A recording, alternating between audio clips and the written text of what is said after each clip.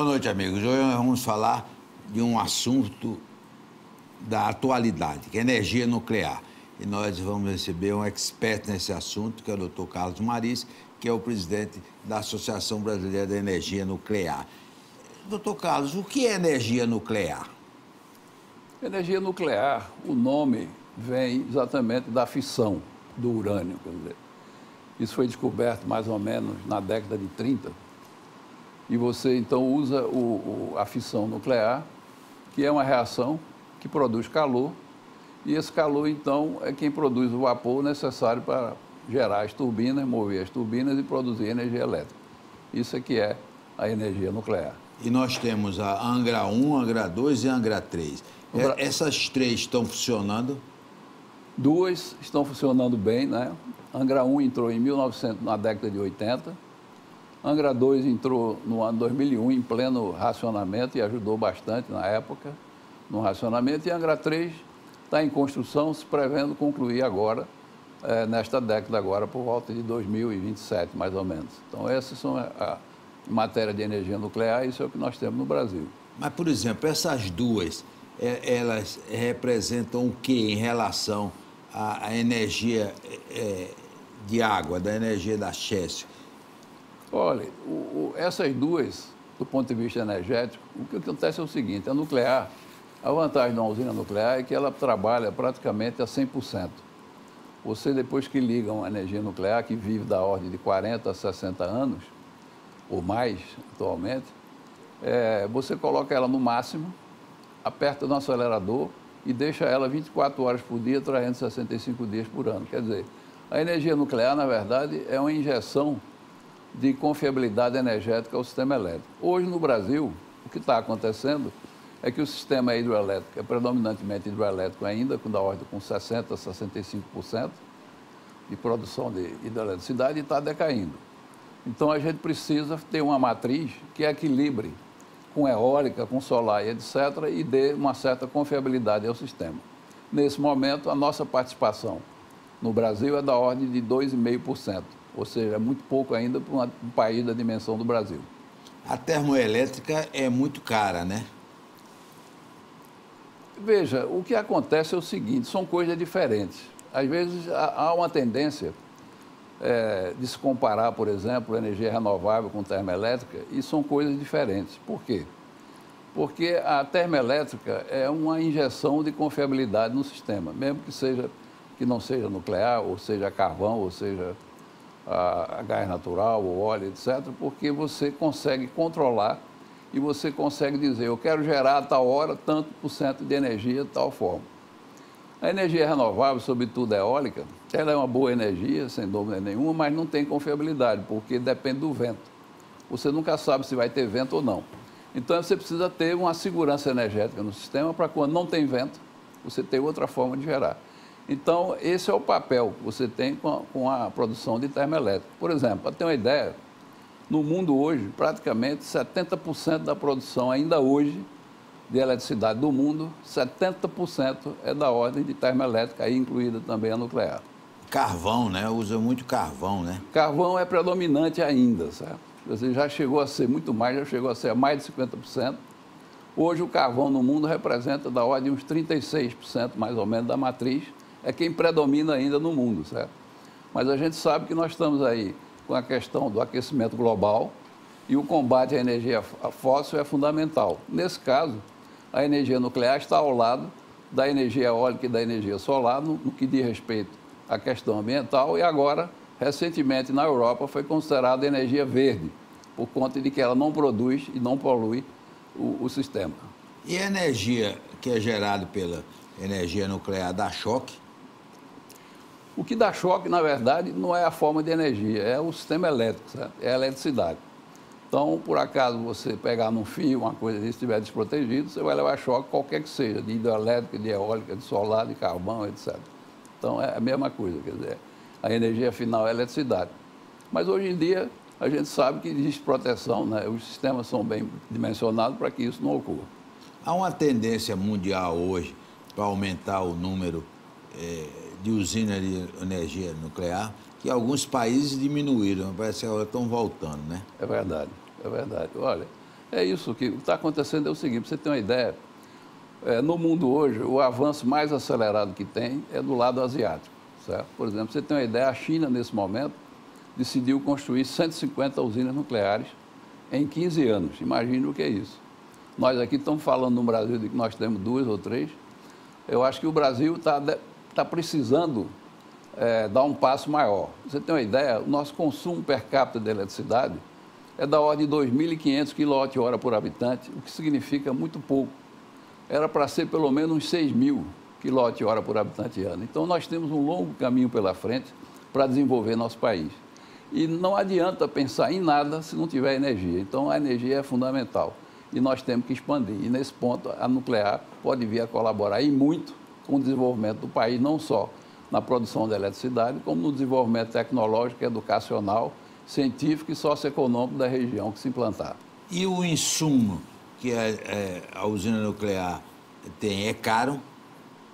Não, o urânio, a participação do urânio na produção de eletricidade é muito barata, certo? Você tem, por exemplo, uma usina nuclear, ela aparece muito sob o ponto de vista de investimento como se fosse uma grande hidroelétrica. Se é uma grande hidroelétrica, tem um alto custo de investimento inicial, certo? E depois o custo operacional baixo. Assim também são as nucleares. Funciona exatamente dessa forma. Por quê?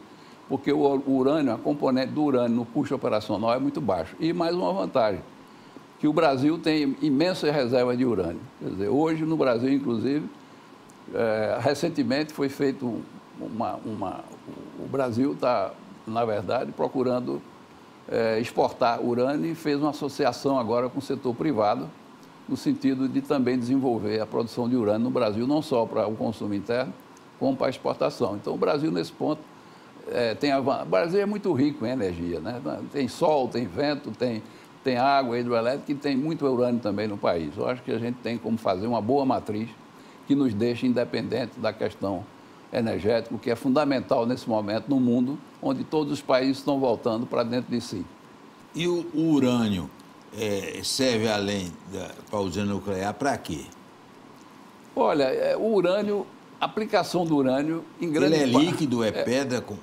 Como não, é ele é sólido, né? É sólido. Ele é sólido, é um minério, tá certo? Ele é um minério de urânio que você extrai. Na verdade, você extrai o urânio, em grande parte é o urânio 238, mas o que faz e produz energia, ou seja, a fissão, é o urânio 235. Então, você tem uma participação muito pequena de urânio 235 no minério, que é da ordem de 0,7% de percentual. Você tem que elevar esse percentual pelo menos para 5%. E para isso você tem que fazer o enriquecimento. E nisso também poucos países dominam essa tecnologia.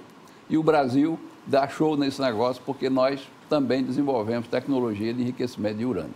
Então é uma coisa importante, ou seja, a gente tem toda a cadeia tecnológica do urânio aqui no Brasil. E a segurança? A usina exige uma segurança especial, uma segurança cara? Isso é uma boa questão pelo seguinte, porque a imagem que se tem de nuclear é que é uma coisa perigosa, não é? Mas o homem detém a tecnologia que consegue levar e operar uma usina nuclear com segurança. Tanto é que, se você for ver, você tem um artigo publicado na revista Forbes dos Estados Unidos, que foi publicado em junho de 2012, falando sobre a morte por quilowatt-hora de todas as formas de energia, no mundo, considerando todos os aspectos. Desde os aspectos de acidente, aspectos de morte por exemplo, por energia fóssil, com a poluição ambiental, você produz doenças cardiorrespiratórias. A nuclear é a mais barata, é a menor de todas, certo? Ou seja, a maior segurança de todas as formas de produção de eletricidade chama-se energia nuclear, mesmo comparando com a eólica, solar e demais. Então, isso aí é uma coisa que precisa ser, a população precisa começar a ver o que significa uma usina nuclear. Não é à toa que a França tem 56 usinas nucleares, a França é do tamanho do estado da Bahia, tem 56 usinas nucleares espalhadas, está construindo mais 6 agora e vai construir mais 8. Então, a segurança nuclear hoje em dia é uma coisa que você pode confiar. Agora, vai resolver o caso específico da França com a ausência do gás da Rússia? Não no curtíssimo prazo. Pois é, vai resolver aquelas que ele já tem no sistema, certo? Porque das 56, a França, nesse ponto, é muito mais privilegiado, certo? A questão do gás da Rússia, porque não vai precisar de grande parte de gás para a produção de eletricidade, porque você tem o gás também que é usado na produção de outras coisas, certo? Mas para a produção da eletricidade vai reduzir muito. E a França, então, voltou a esse protagonismo novamente, porque houve aí um certo tempo, aí, sei lá, uns 10 ou 15 anos, com essa visão, digamos assim, ambiental, até provocada um pouco pela Alemanha, de um combate muito exagerado sobre a energia nuclear. Isso prejudicou, de certa forma, mas agora todos estão recuperando e vão em frente. Por exemplo, a China, que tem um outro programa, ela passou adiante disso aí e foi em frente. Quer dizer, então, a China hoje em dia já está, por conta disso, talvez seja o maior protagonista de energia nuclear do planeta. Agora, nós tivemos, né, doutor Carlos, grandes acidentes em usinas nucleares, somente a do Japão, né? Perfeito. Nós tivemos eu diria que três grandes acidentes, que a gente podia considerar. Um de Three Mile Island, nos Estados Unidos, foi o primeiro, cuja consequência para o meio ambiente foi nenhuma e não morreu ninguém também, porque só fez o prejuízo que teve na usina, porque o sistema de segurança da usina funcionário, que, aliás, é o tipo de usina que nós construímos aqui no Brasil, que é uma tecnologia chamada PWR. E essa tecnologia é que o mundo todo hoje usa mais, tá? Depois tivemos o acidente de Chernobyl e em seguida de Fukushima. O de Chernobyl, segundo a ONU, né, que faz estudos sobre isso, morreram no final 60 e poucas pessoas, infelizmente, certo? E o de Fukushima não morreu ninguém, provocado por questões de radiação, certo? De modo que houve os acidentes, porém foram administrados, certo? Agora, se você compara com outros acidentes, aí você vai ver a diferença que é. Por exemplo, tem um acidente de uma barragem na China, para ter uma ideia, que ela rompeu, morreram 140 mil pessoas. Então, tudo é arriscado. Agora, é preciso saber lidar com esse risco. E o pessoal do setor nuclear, quer dizer, o mundo tem tecnologia hoje suficiente para lidar com toda essa questão do nuclear. Então, esse é o resultado dos acidentes. As pessoas ficam surpresas, né, quando vê esse número. Depois do intervalo, nós vamos continuar conversando com o doutor Carlos Maris sobre energia nuclear.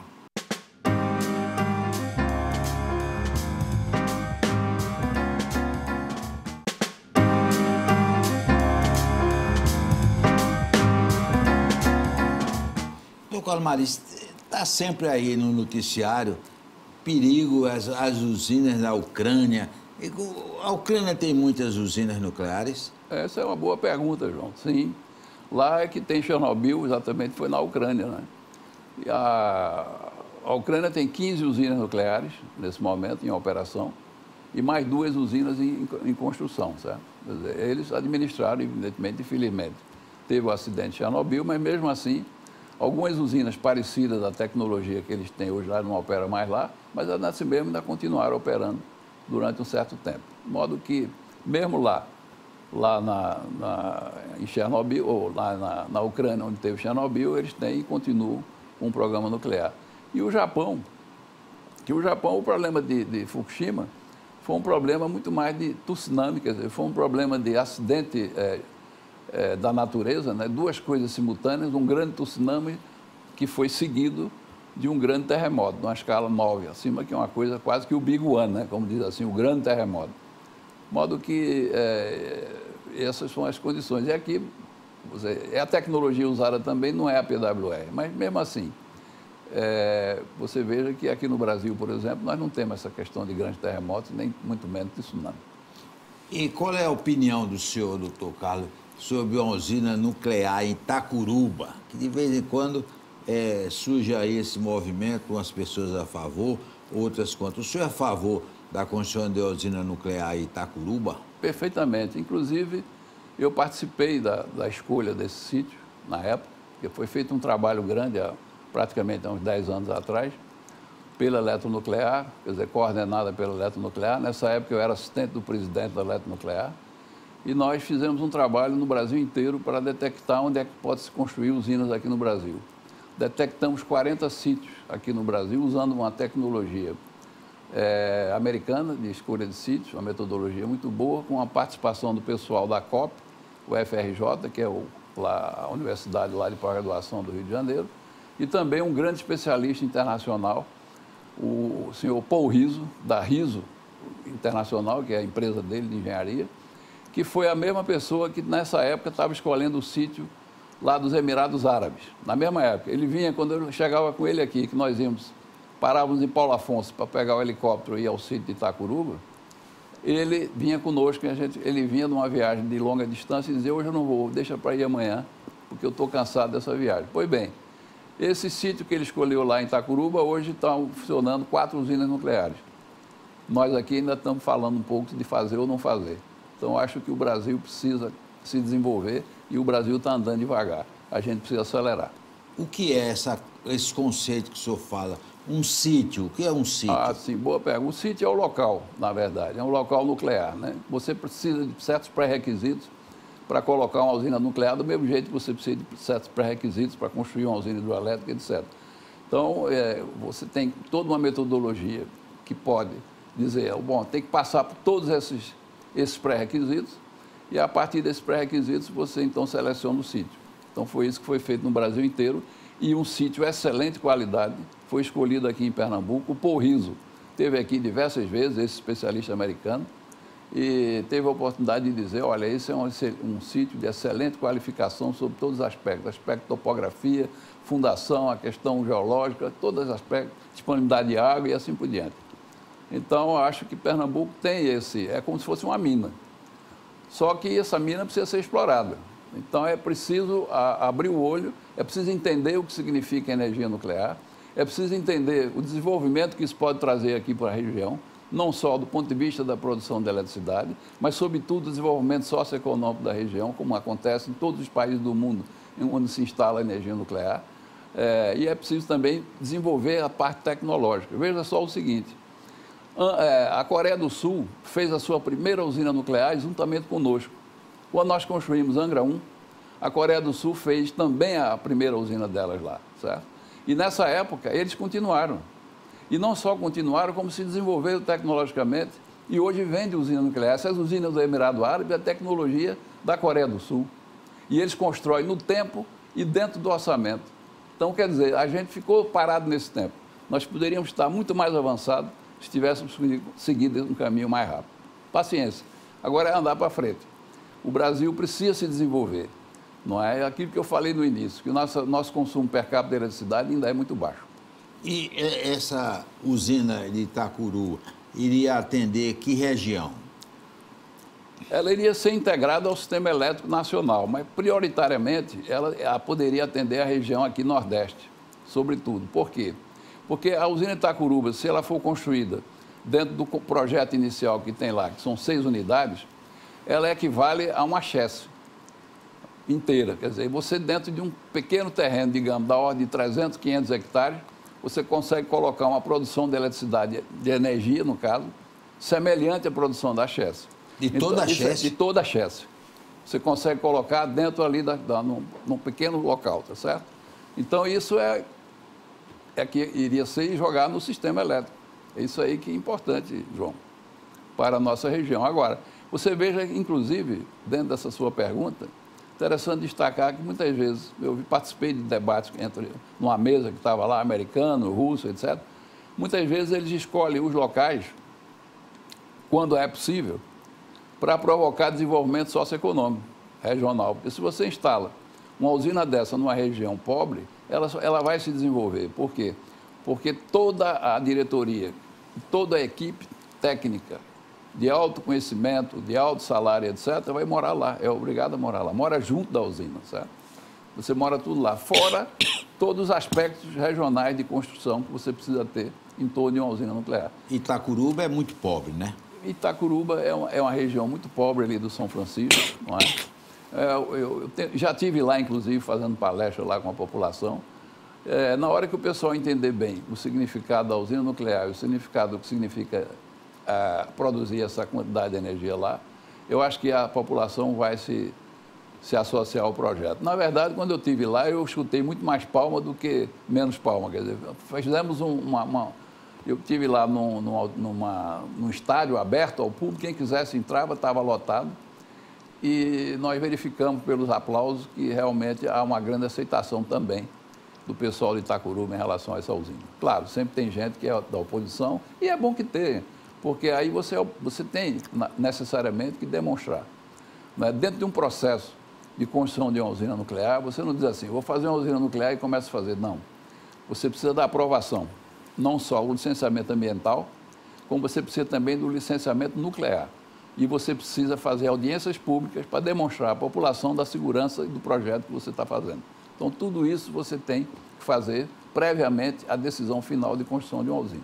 O Brasil já teria mão de obra para tocar uma usina nuclear ou teria que importar gente? O Brasil, nós temos hoje no Brasil um conhecimento adquirido com esse tempo que nós temos com a operação da eletronuclear. Inclusive, as usinas de Angra 1 e Angra 2 já ganharam, inclusive, prêmios de excelência operacional, certo?